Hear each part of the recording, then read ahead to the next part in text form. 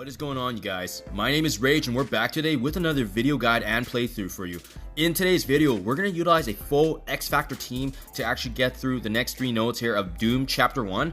I know a lot of players have had difficulties getting through these 3 because either they don't have Black Bolt or Jubilee or Phoenix as a legendary. These 3 nodes you actually only allows for hero mutants or hero inhumans, so not really a great selection for us. But as the XFactor team now is coming to the game, you bet we're going to take full advantage of this, especially now with it being the next requirement in the Adam Warlock legendary upcoming. Let's quickly go through my roster here. As you can see, they are quite prepared now in preparation for the event. I'm still going to be able to try and farm hopefully multiple man as well as player shards leading up to the event.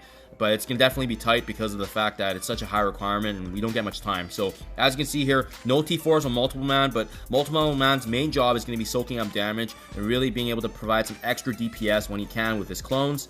Next, it's going to be Polaris, allowing some disruption being in play and applying bleed, just that extra damage that we're going to need. And as you can see as well, no T4s on her abilities. Next, the main components of our team for damage is going to be Longshot. With Longshot, he's got some amazing damage and synergy. Also, his passive is the one I did T4 because of the fact that he allows for that opportunity to actually heal for 20%, especially when there's a self or ally crit, and you can also add speed up to that. So absolutely crucial, I believe, in this team. And you can see when there's 3 or more XFactor teams, the armor is actually lowered for all enemies as well. So that's going to provide some amazing value there. And then last but not least, it is going to be Shatterstar here, working hand in hand with Longshot, and the T4 also on his passive, because with this passive, he actually heals for the 20% max health, and on the crit, he actually allows a barrier to be held for his team. So that's absolutely huge. We don't get to see the War Offense capabilities here being utilized, as this is going to be for campaign, but you can see the extra increase in damage is always much appreciated. So that being said, you guys, that's my total team right there. Team power of 197k. Let's dive right into the gameplay. Similar to my previous 2 nodes, we are actually going to go ahead and take away Phoenix here, and as you can see, Polaris is separated by the 3 cluster there. Total team power 197k.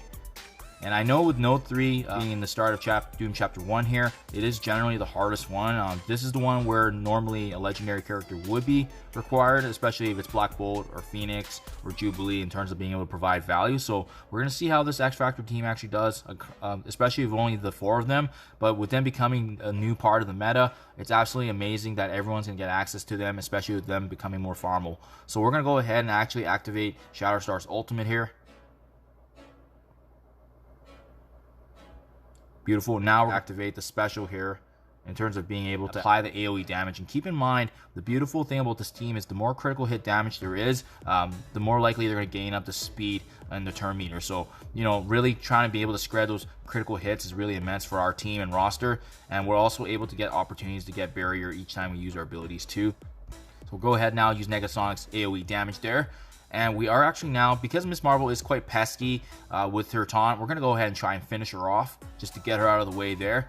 And now this is a great opportunity to activate Multiple Man's ultimate to summon all his minions with the offense up and counters. And let's go ahead, and I do want to actually focus on X23 because she's got a lot of damage. She's got great sustainability for herself with the dodges. So we're going to try and take her out before the next wave does come. It spawned, but fortunately we had the disruption on Colossus, so he wasn't able to actually taunt, finishing him out of the way. Now let's go ahead and start weakening this Mr. Sinister, because he can clone and we just don't want him to add more targets for us.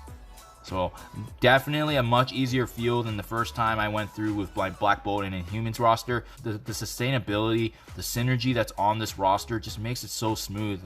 And honestly speaking, just look at how well our characters are doing. None of them even nearing the brink of death. You know what? Let's go ahead and finish off Colossus. He's in the way. And we're just going to resume finishing off Karnak here. But just look at how we're doing overall. We got the taunts up. We have Multiple Man just providing some amazing protection. We got Negasonic providing that additional damage as part of this node. And I am actually going to go focus X23 just because she does have the bulk of the damage in this group. And on top of that, she also has really good dodges and sustainability. So that's why we do want to take her out if we can. Unfortunately, Blob's quite pesky in the sense that he has his taunt, but I'm hoping Multiple Man's basic there can actually take that away, and it does. So let's go ahead now and start once again resuming our damage on X23. Now you can just see how powerful she is. That's definitely why we want to aim for her especially. You know, she makes things difficult with that combination of Blob and Toad synergizing and kind of taking our focus off of X23. So that's why we got to capitalize on this moment, especially when we can target her right now. And when she gets an advantage over us in terms of our HP being lower, you know, that's exactly what we want to avoid.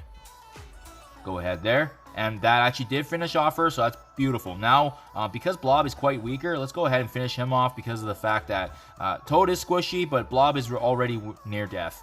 And there you guys have it. Wow. Absolutely unreal in terms of, I believe I use a stronger Inhumans team too. So just to see how easy it is with this roster and team and their synergy and sustainability as well as the damage that they provide overall, it's going to be absolutely amazing for everyone to get access to them. The XFactor team becoming more farmable now with the changing meta and them being as part of the unlock here for newest legendary and Adam Warlock. So do appreciate you guys always checking out my videos. Hope this is able to provide some insight and push you guys forward into Doom Chapter 1.